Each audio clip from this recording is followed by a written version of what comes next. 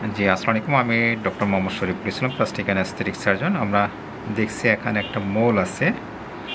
মোলটাকে কিভাবে রিমুভ করতে হয় আমরা সম্পূর্ণভাবে দেখাবো। মোল রিমুভাল আগে আমরা যেহেতু এটা এক ধরনের লেজারের মাধ্যমে করব, আমরা একটু এখানে লোকাল অ্যানেস্থেশিয়া দিয়ে নিচ্ছি, দ্যাট ইজ একটু অবশ করে নিচ্ছি, খুবই সামান্য পরিমাণ। সাথে এখানে ওনার একটা ছিল, এখানেও আছে, এটা ফ্ল্যাট, অনেকটাই ফ্ল্যাট। আমরা এটা তো দিয়ে রাখি, টের পান না, দ্যাট মিনস অবশ হয়ে গেছে। আমরা অবশ করে নিয়েছি। আমরা একটু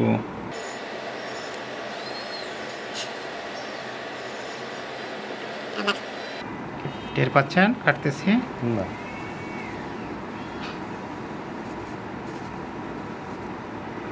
ওকে, শেষ অলরেডি আমাদের কাজ, সম্পূর্ণভাবে ব্যথামুক্ত এবং দাগমুক্ত।